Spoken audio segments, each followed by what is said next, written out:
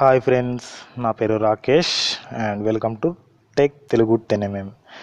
Friends, today topic వచ్చేసి నేను ఇంతకుముందు ఒక వీడియోలో చెప్పా ఏంటంటే ఇన్కమ్ సర్టిఫికేట్ ఎలా అప్లై చేసేసుకోవాలని చెప్పేసిన తర్వాత ఈ వీడియో ఏంటంటే మన ఇన్కమ్ సర్టిఫికేట్ ఎప్పుడు వస్తుంది అని చాలామంది అడగడం జరుగుతుంది. ఎలా ఎలా డౌన్లోడ్ చేసుకోవాలి, మీకు ఎప్పుడు వచ్చింది, మీరు ఎలా డౌన్లోడ్ చేసుకున్నారు అనేది చాలామంది చాలా విధాలుగా అడుగుతున్నారు. ఏంటంటే నేను అంతకుముందు ఒక వీడియో తీశాను, నాకు ఫేస్ అయిన కొన్ని ప్రాబ్లమ్స్ ఏంటి అని చెప్పేసి ఆ వీడియో అనేది తీయడం జరిగింది Tappfolio ద్వారా. సో దానిలో అడిగిన క్వశ్చన్సే ఇక్కడ కొన్ని మీకు చూపించడం జరుగుతుంది. Income certificate when it is common అని ఒక అతను అడిగాడు.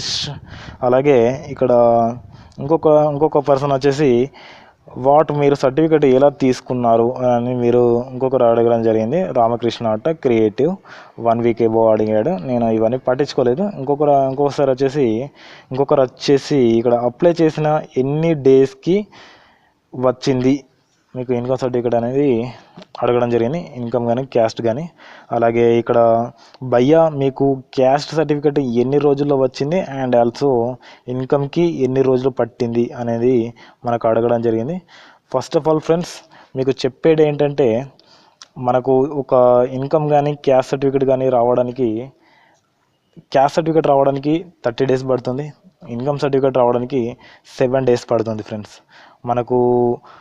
మనం చేసే ప్రాసెస్ని బట్టి మనకు వితిన్ 30 డేస్లో కావచ్చు, వితిన్ 1 అవర్లో కావచ్చు, వితిన్ 1 డేలో కూడా మనం సెట్ చేసుకోవచ్చు. అంటే మన క్యాస్ట్ సర్టిఫికేట్ అనేది తయారు చేయించేసుకోవచ్చు. ఏంటంటే మనం ప్రజెంట్ వచ్చేసి మనం మీసేవ ఆపరేటర్ దగ్గరికి వెళ్తాం.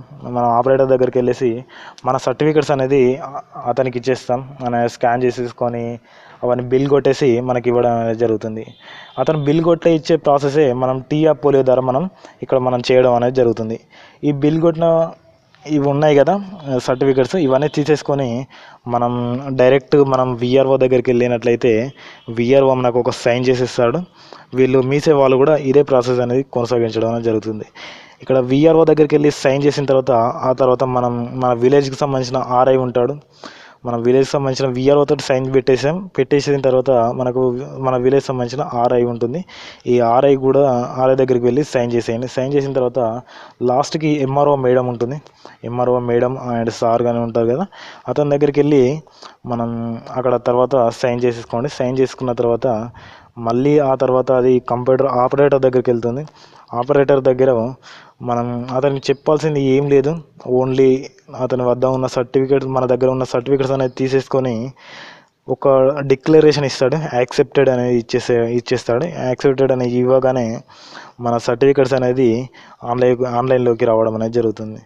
సో అలా వచ్చిన దాన్ని మనం మీసేవ దగ్గరికి వెళ్ళి మన దగ్గరలో ఏ మీసేవ ఉంటుందో ఆ మీసేవ దగ్గరికి వెళ్ళేసి ఆ క్యాస్ట్ కానీ, ఇన్కమ్ కానీ, రెసిడెన్సీ కానీ ఎనీ సర్టిఫికేట్ మీరు చేయించుకునేందుకు అవకాశం అనేది ఎక్కువగా ఉంటుంది. ఇలా చేసేసినట్లయితే మీకు వితిన్ 1 డేలో కూడా రావచ్చు. వాళ్ళ ప్రాసెస్ ప్రకారం ఏంటంటే 7 డేస్ పడుతుంది ఇన్కమ్ సర్టిఫికేట్, క్యాస్ట్ సర్టిఫికేట్ మాత్రం 30 డేస్ అనేది పట్టడం అనేది జరుగుతుంది.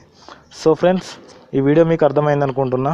అర్థమైనట్లయితే లైక్ చేయండి ఫ్రెండ్స్, అలాగే షేర్ చేయండి, సబ్స్క్రైబ్ చేయడం మాత్రం మర్చిపోకండి. మరిన్ని వీడియోస్ కోసం చూస్తూనే ఉండండి tech Telugu 10mm and see you. Bye bye.